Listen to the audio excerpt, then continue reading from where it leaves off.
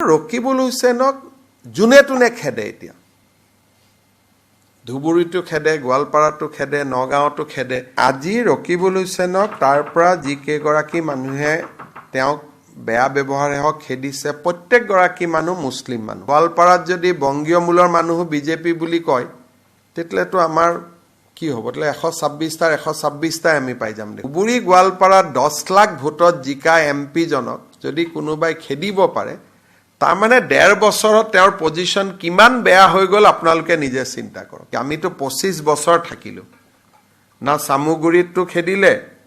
গোৱালপাৰাটো খেদিলে আমাকতো জালুকবাৰীত আজিলৈকে কোনো খেদা নাই আজি ৰকিবুল হুছেইনক তাৰ পৰা যি কেইগৰাকী মানুহে তেওঁক বেয়া ব্যৱহাৰে হক খেদিছে প্ৰত্যেকগৰাকী মানুহ মুছলিম মানুহ আৰু বংগীয় মূলৰ মুছলিম মানুহ আৰু সেই জায়গাটোত পৰখি ময়ো যাম মুকু কোনবাই স্লোগান দিব পাৰে মোৰ এগেইনষ্টত মই নাজানো কিন্তু পৰখি মই যাম কাৰণ আজি আমি সিদ্ধান্ত ললো এখন ফৰেষ্ট কৰিম গতিকে পৰখি অশোক সিংহাল আৰু ময়ো তাতে যাম গতিকে কিন্তু ৰকিবুল হুছেইনক যোনে তোনে খেদে এতিয়া ধুবুৰীটো খেদে গোৱালপাৰাটো খেদে নগাঁৱতো খেদে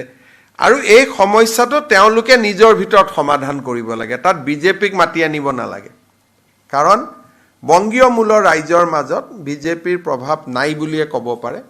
আৰু সেই কাৰণে গোৱালপাৰাত যদি বংগীয় মূলৰ মানুহ বিজেপি বুলি কয় তেতিয়াতো আমাৰ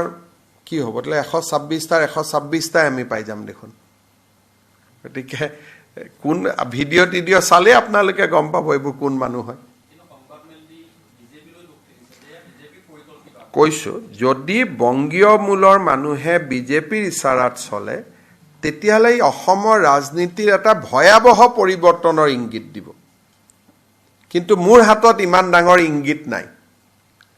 যদি ধুবুৰী গোৱালপাৰাত 10 লাখ ভোটত জিকা এমপি জনক যদি কোনোবাই খেদিব পাৰে তাৰ মানে 1.5 বছৰত তেওঁৰ পজিশন কিমান বেয়া হৈ গল আপোনালোকে নিজে চিন্তা কৰক 1.5 বছৰ হোৱাই নাই নেকি এবছৰ 2-3টা দিনে হৈছে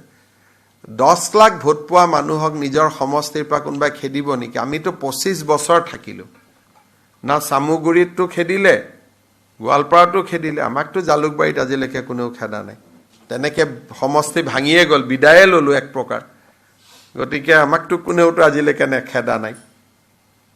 কংগ্ৰেছেও নেখেদে আনকি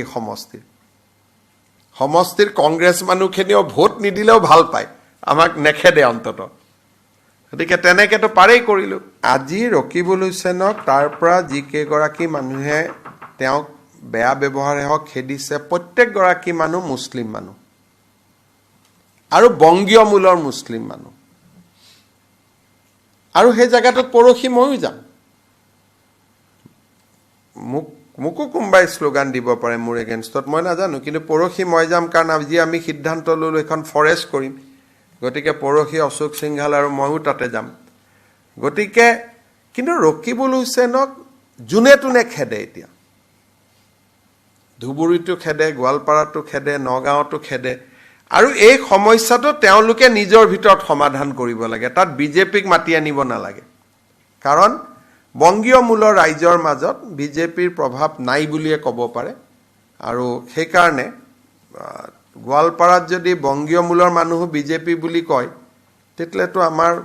কি হ'ব তেলে 126টাৰ 126টাই আমি পাই যাম দেখোন গতিকে কোন ভিডিঅ চালে আপোনালোকে গম পাব এইবোৰ কোন মানুহ হয় কৈছো যদি বংগীয় মূলৰ মানুহে বিজেপিৰ ইশাৰাত চলে তেতিয়াহলে অসমৰ ৰাজনীতিৰ এটা ভয়াবহ পৰিৱৰ্তনৰ ইংগিত দিব কিন্তু মোৰ হাতত ইমান ডাঙৰ ইংগিত নাই যদি ধুবুৰী গোৱালপাৰাত 10 লাখ ভোটত জিকা এমপি জনক যদি কোনোবাই খেদিব পাৰে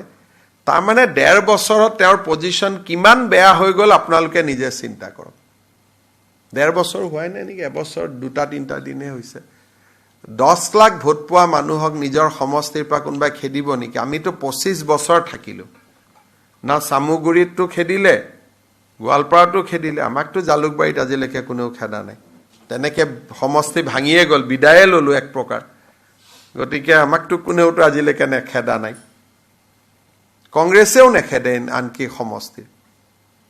সমষ্টিৰ কংগ্ৰেছ মানুহখিনিও ভোট নিদিলেও ভাল পায় আমাক নেখেদে অন্তত গতিকে তেনেকেতো পাৰেই কৰিলোঁ